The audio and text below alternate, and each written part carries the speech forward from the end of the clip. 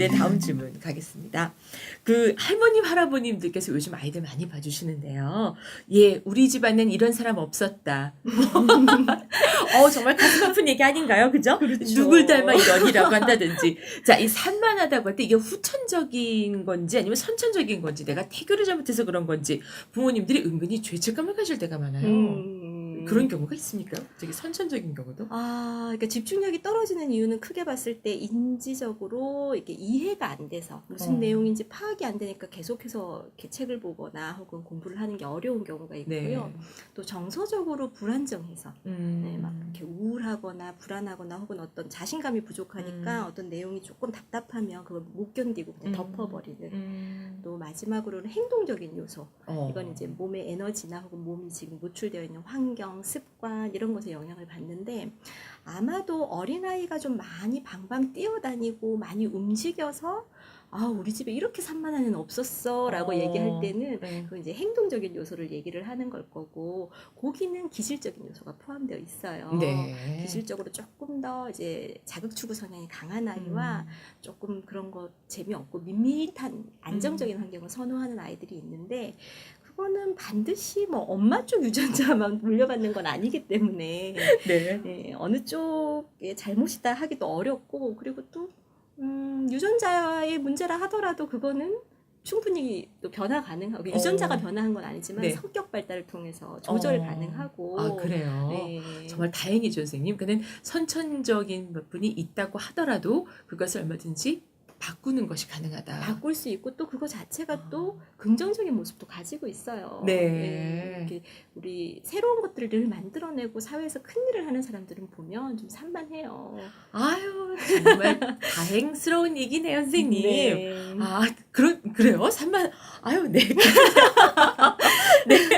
알겠습니다. 자, 부모님들이 죄책감 가질 필요 없고요. 오히려 이것을 긍정적인 면도 있다는 걸 잘 깨닫게 되고 또 앞으로 그걸 변화시킬 수 있다라고 하니까 전혀 이런 얘기 하실 필요 없겠는데요? 네. 네. 근데 또 그래도 조금 유심히 보셔야 되는 것 중에는 혹시 이 아이가 불안해서 정서적으로 뭔가 나하고의 관계나 혹은 이 아이가 지금 속해 있는 어떤 환경에서의 어려움이 있어서 이 아이가 집중을 못하고 있나 이런 거는 부모가 잘 쳐다봐야 보이는 것들이에요. 놓치는 부분이 많고 네. 그 부분만 좀 잘 체크해 주시면 그렇죠. 굳이 죄책감 나 때문인가 이러실 필요까지는 없을 것 같아요. 네, 알겠습니다.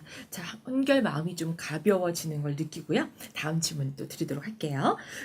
요즘 주의력 결핍 과잉 행동 장애, 참 우리말부터가 좀 어렵긴 한데 어쩌면 영어 이 머리 글자로 된 것이 더 익숙할지 모르겠습니다. ADD 내지는 ADHD 이런 얘기 많이 들을 수 있는데요. 산만하다 싶으면 우리 아이가 이런 질병이라고 봐야 되는 건지 이런 장애를 갖고 있다라고 생각해도 되는 걸까요?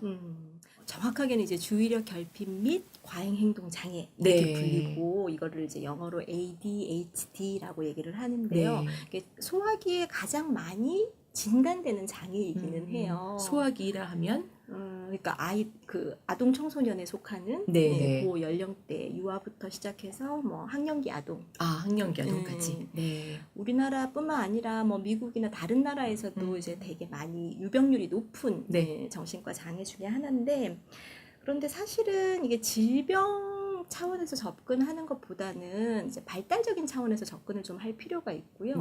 증상만 쭉 들여다보면 우리 아이 다 해당되는데 이러는 경우도 많이 있어요. 네. 제가 이제 그 진단에 들어가는 행동적인 것들을 좀 이렇게 불러드리면 네네. 일단 부주의 영역과 관련된 9개 문항이 있어요. 부주의 영역에는 숙제나 공부 같은 활동을 할 때 상세한 부분까지 주의를 기울이지 않거나 부주의로 인한 실수를 한다. 해야 할 일을 할 때 계속해서 주의 집중을 유지하는 데 어려움이 있다. 직접 얼굴을 맞대고 이야기하는데도 잘 듣지 않는 것처럼 보인다.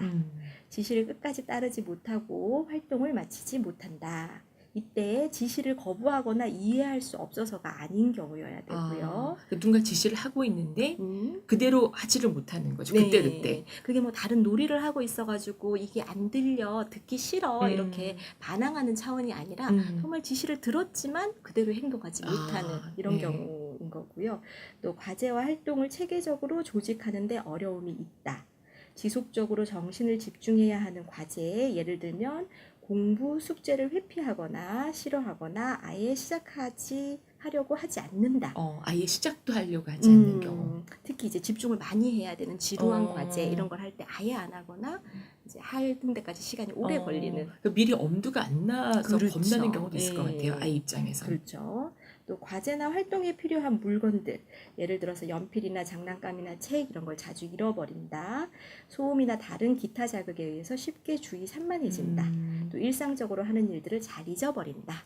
선생님 다 해당 되지 않나요? 그렇죠. 네. 저도 이걸 읽으면서 우리 아이도 이거 다 해당되는데 네. 이렇게 느끼거든요. 근데 이게 또래 아이들에 비해서 어. 그 연령대에 기대되는 것보다 현저하게 높은 수준으로, 그리고 6개월 이상 지속적으로 이런 모습들이 있어야 되고요. 요 9개 중에 보통은 이제 6개 이상 해당되면 부주의한 아이. 부주의한 예. 아이. 주의력 결핍 및 과잉 행동 장애는 크게 세 가지 유형으로 나뉘어요. 부주의만 있는 아이와 네. 과잉 행동 충동만 문제가 되는 아이, 네. 그리고 그 두 개가 다 있는 아이. 아. 이 세 가지 유형이 있는데 지금 불러드린 9개는 부주의 우세형의 아이들 특성이고요. 그리고 이제 과잉 행동 충동 우세형의 경우에는 손발을 가만두지 못하고 앉은 자리에서 꼼지락거린다. 가만히 앉아 있어야 하는 상황에서 자리를 뜬다. 앉아 있어야 하는 곳에서 너무 많이 뛰어 돌아다니거나 기어 올라간다. 조용한 놀이를 시작하거나 계속하는데 어려움이 있다. 그리고 끊임없이 움직이거나 마치 모터가 달린 것 같이 행동한다. 지나치게 말을 많이 한다. 질문이 채 끝나기도 전에 대답이 튀어나온다. 자기 차례를 기다리기 어렵다. 다른 사람들의 대화나 행동을 방해하거나 참견한다. 이렇게 9가지예요. 이것도 네. 마찬가지로 6개 이상에서 네. 또래 아이들보다 현저하게 높은 수준으로 보일 때, 아까 그 뭐 레스토랑에서 막 뛰어다니는 이런 아이들이 이런 특성이 많은데, 그것도 이제 거기서만 그러는 경우보다는 네. 집에서도 그러고 유치원에서도 그러고 다 그런 여러 장면에서 그게 나타나야 되고요. 그리고 또 이게 진단을 받기 위해서는 아주 어릴 때부터 이제 일시적으로 잠깐 나타나는 게 아니라 어릴 때부터 이게 꾸준히 있어 왔다. 네, 이런 것들이 또 충족이 돼야 돼요. 그러니까 이제 그 아까 원장이 말씀 주셨던 것처럼, 소장이 말씀 주셨던 것처럼 엄마 아빠가 그 아이가 어디서 어떻게 행동하는지를 정말 주의 깊게 봐야 되고, 그렇다고 아이가 유치원에서 학교에서 어떻게 행동하는지를 24시간 붙어 있을 수가 없잖아요. 그렇죠. 그러니까 거기서 어떻게 행동하는지 그곳에서 아이를 봐주고 계신 선생님과도 계속 소통을 그렇죠. 해야 되겠네요. 네, 그래서 걱정이 되시면 제일 먼저 선생님하고 상담을 하시는 선생님하고 게 필요해요. 상담. 네. 내 눈에는 이게 과도해 보이고 그래서 문제가 될 것 같은데 실제로 유치원이나 학교에서 또 그러한지를 네. 확인해 보시고, 또 이제 선생님도 사람인지라 편견이 있잖아요. 그쵸, 네. 그러니까 그런 경우에는 뭐 또 학원 선생님, 학습지 선생님, 다른 선생님들의 의견도 좀 들어보시면 좀 종합이 되실 거예요. 네. 그럴 때 제가 보기에도 사실은 먼저 얘기하시는 선생님 잘 없잖아요. 네, 그렇죠? 그쵸. 물어보면 이제 그렇죠. 얘기를 하면 그때 사실 좀 말씀드릴까 고민했어요. 내지는 이런 부분이 조금 걱정됐어요. 라고 하시면 그때 전문가를 찾아오시는 게 맞아요. 그러셨구나.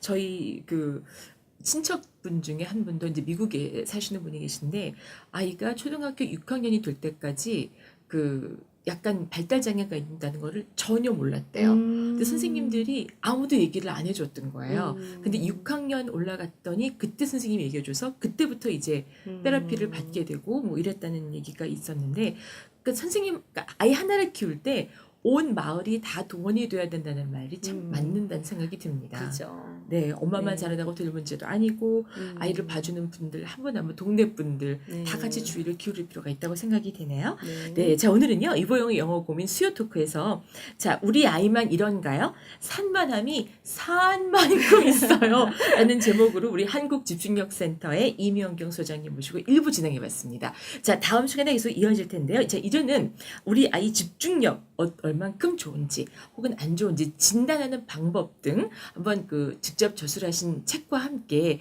이 얘기를 나눠보는 시간 갖도록 하겠습니다. 선생님 그럼 그때 다시 뵐게요. 선생님 고맙습니다.